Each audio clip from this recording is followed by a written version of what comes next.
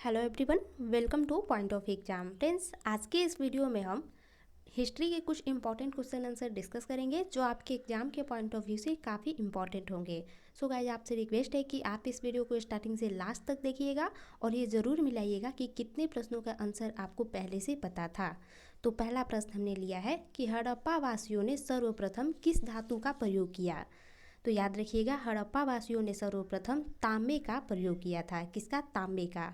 अगला है कि हड़प्पा के निवासी किस धातु से परिचित नहीं थे।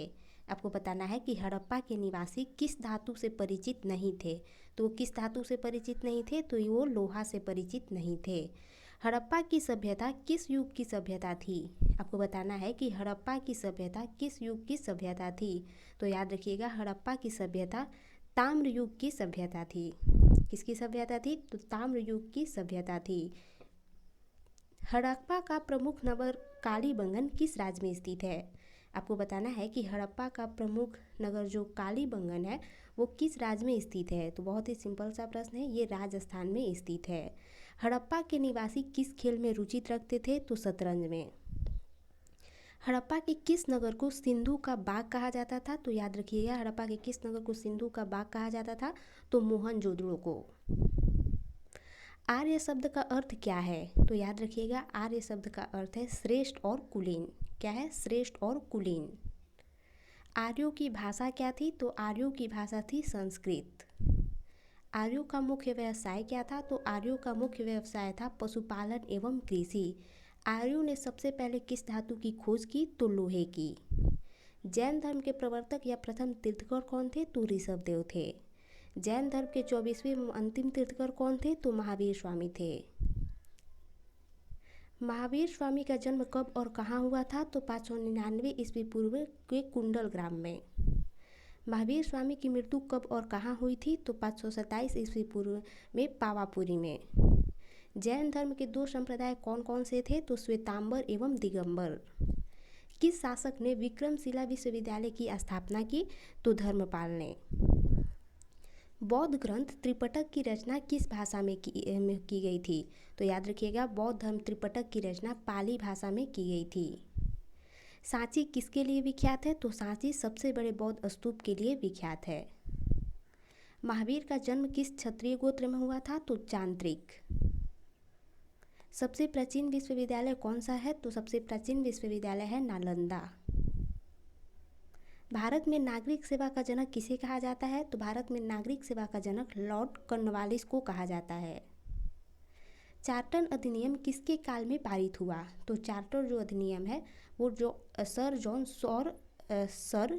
सोर के काल में पारित हुआ। सर जॉन सोर ने कौन सी नीति अपनाई। तो तटस्थता तथा अहस्तक्षेप की नीति।